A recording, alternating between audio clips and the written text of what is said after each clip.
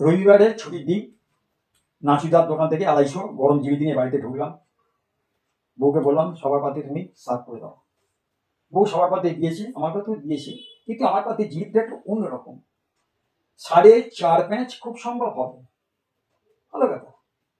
পরের দিন নাচুদাকে গিয়ে বললাম, নাচুদা তোমার দোকানে কালকে জিলিপি নিয়ে গেলাম, জিলিপিটা একটু অন্যরকম। কেন, কি হয়েছে? না মানে জিলিপিটা মনে হচ্ছে 4.5 প্যাঁচ হবে।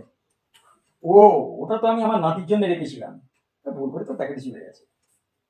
তা শোন, এবারে না পুজোয় আমি 3টে স্পেশাল মিষ্টি বানাচ্ছি। হ্যাঁ, কি বলো? 1 নম্বর হচ্ছে বসন্ত পান্তুয়া, 2 নম্বর হচ্ছে খিটখিটে রসগোল্লা, আর 3 নম্বর হচ্ছে দাঁত কেলানো সন্দেশ।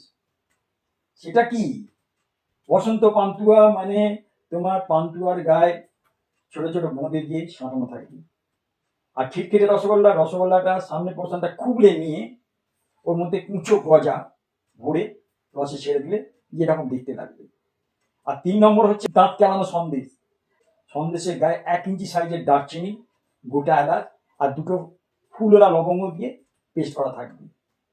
দেখে তো মনে হচ্ছে ফাটাফাটি ব্যাপার। হ্যাঁ, ভিড় তো অসাধারণ হবে, কিছু মনে করিস না। তোমার বাড়ি পর্যন্ত হয়তো লাইন চলে যাবে। তোকে কিছু কুপন দেবো, কুপন নিয়ে তুই বেঞ্চিতে বসে থাকবি।